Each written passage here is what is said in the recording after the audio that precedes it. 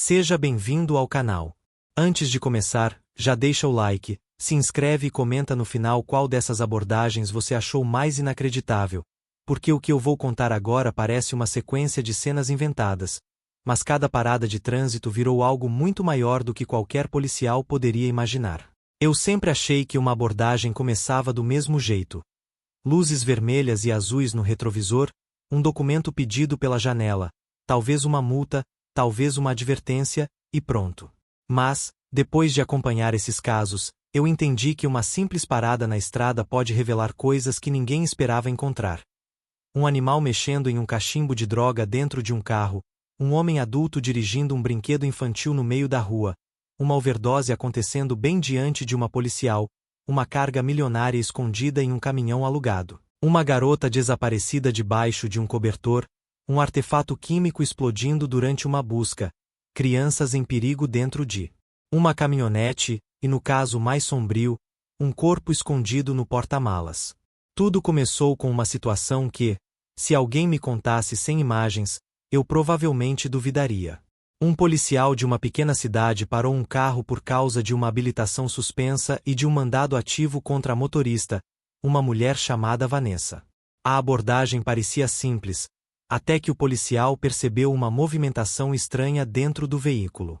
No banco, havia um guaxinim domesticado, chamado Chico, e o animal estava mexendo em um objeto que a própria motorista reconheceu como um cachimbo usado para fumar metanfetamina. A cena ficou tão absurda que até o policial demorou alguns segundos para entender o que estava vendo. O guaxinim pegava o objeto com as patas, virava de um lado para o outro e parecia imitar o comportamento que via dentro daquele carro havia muito tempo. Vanessa tentou alcançar o cachimbo, mas o policial imediatamente mandou que ela parasse, porque aquilo já tinha virado prova. O que era para ser apenas uma prisão por mandado acabou se transformando em uma acusação por posse de droga, posse de objetos ligados ao consumo e direção com habilitação suspensa. O animal foi retirado com cuidado e entregue a familiares sob orientação das autoridades de vida selvagem. A cena parecia impossível de superar, mas a estrada ainda reservava algo mais estranho. Em outra cidade, durante a noite, um patrulheiro chamado Marcelo viu um homem adulto andando por uma rua movimentada em um jipe infantil elétrico, daqueles feitos para crianças brincarem no quintal. O homem, que vou chamar de Valdir, tinha mais de 50 anos e dizia que já usava aquele brinquedo como transporte havia meses. O problema era que o veículo não tinha farol, refletor, placa ou qualquer sinalização. No escuro, ele praticamente desaparecia na pista. Quando o policial pediu que ele saísse do brinquedo, Valdir tentou agir com naturalidade, dizendo que estava a poucos quarteirões de casa, mas logo começou a falhar nos testes de sobriedade. Ele negou ter bebido, negou estar alterado, mas acabou admitindo que havia usado cristal e maconha. O hospital confirmou a presença das substâncias no organismo, e como ele já tinha histórico de direção sob influência, a situação ficou muito mais grave. O que parecia apenas um homem andando em um brinquedo infantil virou uma prisão real, com risco real para ele e para qualquer motorista que passasse por ali. Mas, se esse caso pareceu estranho, o próximo mostrou como uma abordagem pode deixar de ser policial e virar uma corrida contra a morte. Uma policial parou um jovem chamado Bruno depois de vê-lo dirigindo de forma instável. Ele dizia que só estava cansado, que tinha filho pequeno e que não dormia havia quase 2 dias. Só que, enquanto respondia, ele mal conseguia manter os olhos abertos. A voz saía fraca, as palavras se misturavam, e ele parecia apagar no meio da conversa. A policial percebeu que aquilo não era apenas sono. Ela pediu para ele desligar o carro, tirar a chave da ignição e colocá-la no teto. Em segundos, pediu apoio e chamou uma ambulância, porque reconheceu os sinais de overdose. Bruno começou a perder a consciência ali mesmo, sentado no veículo. A policial pegou Narcan e aplicou a primeira dose. Outros agentes chegaram, e uma segunda dose foi administrada. Nada parecia acontecer rápido o suficiente. Cada segundo era decisivo. Eles falavam com ele, chamavam pelo nome, batiam na lataria, tentavam mantê-lo presente. Depois de mais uma dose, o jovem finalmente reagiu.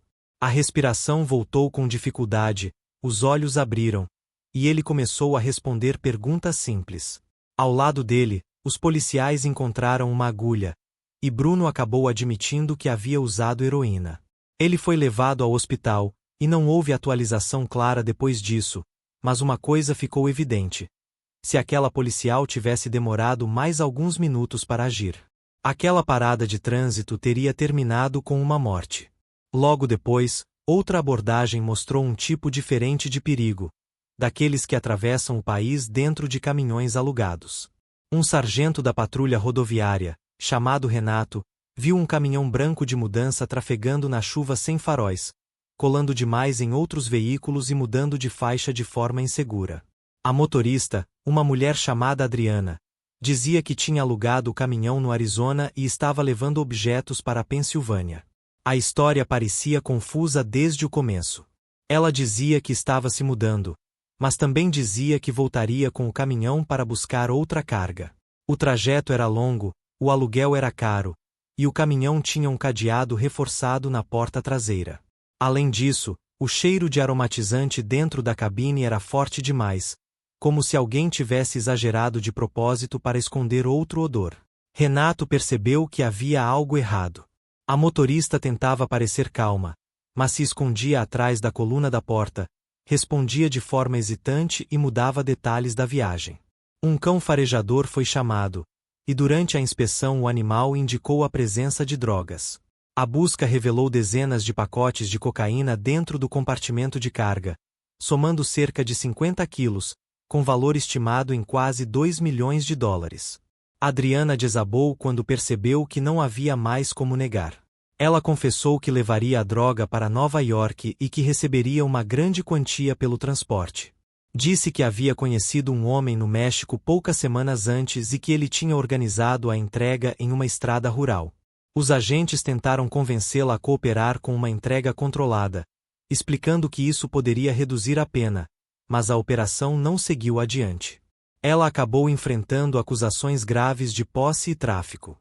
Para os policiais, tudo começou com faróis apagados na chuva, mas terminou revelando uma rota milionária de drogas. Depois veio uma abordagem ainda mais delicada.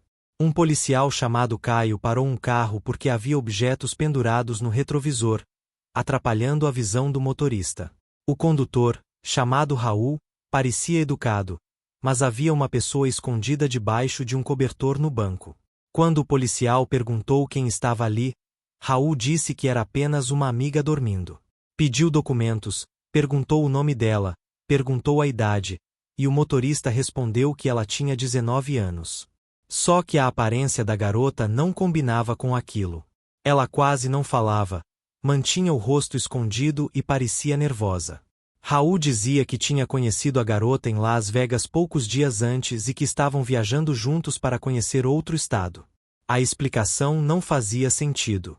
Quando o policial falou em tráfico de pessoas e transporte irregular, Raul fingiu não entender, depois tentou rir da situação, dizendo que não parecia o tipo de pessoa envolvida nisso. Mas a intuição do policial dizia outra coisa.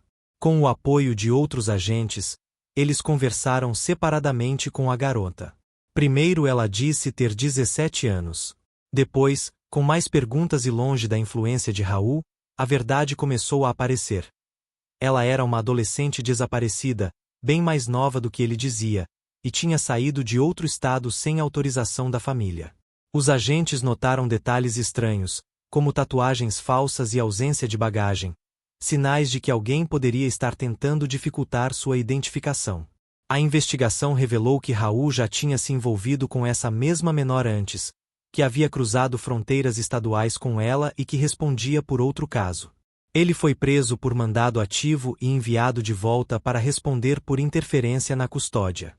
A abordagem começou com um enfeite no retrovisor, mas terminou localizando uma adolescente desaparecida.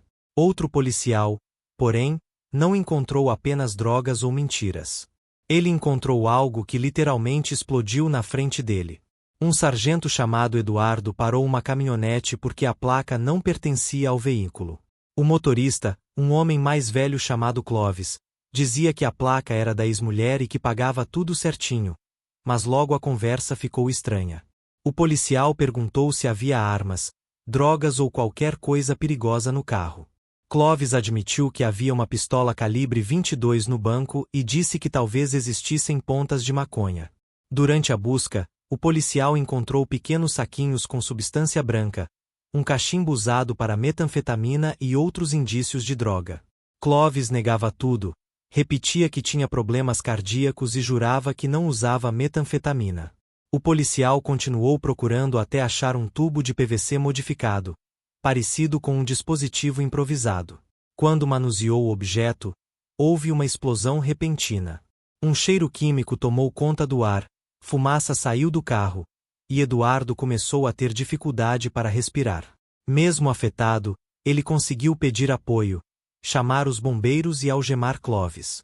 Depois, especialistas concluíram que o artefato tinha substâncias químicas separadas por uma válvula, e que a mistura acidental poderia ter liberado gás tóxico e causado a explosão. Eduardo foi levado ao hospital com irritação respiratória, mas se recuperou. Com mandado de busca, os investigadores encontraram mais de 30 gramas de metanfetamina, armas, munição e um silenciador irregular. Clovis foi acusado de posse de artefato explosivo, agressão agravada contra agente, tráfico armado e posse ilegal de itens restritos. Aquela parada poderia ter matado o policial em poucos segundos. E ainda assim, a sequência de casos não terminou aí. Em outra madrugada, uma caminhonete prateada chamou a atenção de um sargento da Polícia Estadual porque mudava de faixa sem sinalizar e fazia curvas rápido demais. O motorista, chamado Jeremias, parecia nervoso. No veículo havia 6 adolescentes. O policial primeiro pensou que fossem filhos ou parentes, mas logo algo não encaixou. Jeremias disse que uma das meninas era sua amiga e que tinha 18 anos. O policial olhou para ela e percebeu imediatamente que aquilo não era verdade. A garota parecia muito mais nova. Quando ele pediu a idade, Jeremias tentou interromper, mas o policial o mandou desligar o carro e entregar as chaves. Em seguida, notou outro detalhe perturbador. A calça do homem estava aberta, e a explicação dele foi fraca e confusa. O policial separou os jovens, perguntou as idades e ouviu respostas como 13 e 14 anos. Nenhum deles deveria estar naquela situação, muito menos dentro de uma caminhonete conduzida por um adulto alterado e perigoso. Jeremias falhou nos testes de sobriedade, foi preso por dirigir sob influência, colocar menores em risco e manter recipiente aberto de bebida no veículo. Depois, a investigação revelou algo muito mais grave. Havia indícios de que ele mantinha contato impróprio e criminoso com uma das meninas havia muito tempo, e que continuava tentando falar com vítimas mesmo depois de preso. Mensagens e provas digitais reforçaram as acusações. No fim, Jeremias recebeu uma condenação pesada, de várias décadas de prisão. O policial disse aos adolescentes que provavelmente tinha salvado vidas naquela noite. Pela forma como o homem dirigia, isso podia ser verdade em mais de um sentido. Mas o último caso foi o mais sombrio de todos, porque a morte já estava dentro do carro antes mesmo das luzes da viatura acenderem. Em uma rodovia da Louisiana, um policial parou um Camaro preto por excesso de velocidade. O motorista, um jovem chamado Maicon, tinha 18 anos e dizia estar sozinho. O carro, segundo ele, era do irmão mais velho. O policial sentiu cheiro de maconha e perguntou se havia algo no veículo. Maicon admitiu que tinha um cigarro de maconha no cinzeiro, mas parecia nervoso demais para alguém parado apenas por velocidade. Então o policial notou marcas de tiros na lateral do carro, perto da porta do motorista. Aquilo mudou tudo. Enquanto checava informações, descobriu que o verdadeiro dono do carro estava desaparecido e que a família já procurava por ele. O policial começou a ligar os pontos: um carro baleado, um jovem que dizia não saber direito onde morava, um veículo emprestado de forma estranha e uma pessoa desaparecida ligada ao mesmo automóvel.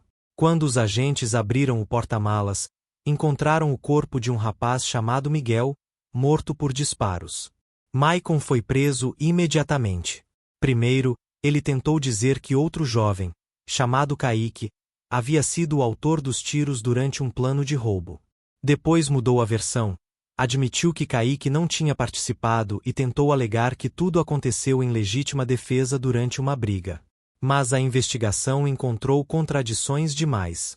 No tribunal, depois de idas e vindas, Maicon acabou condenado por homicídio culposo agravado e recebeu uma pena de 25 anos. Esse caso mostrou da maneira mais dura que uma parada por velocidade pode revelar um crime inteiro escondido atrás de uma placa, uma mentira e um porta-malas fechado. No fim, todas essas histórias me deixaram com a mesma sensação. Uma abordagem de trânsito nunca é só uma abordagem de trânsito até que ela acabe.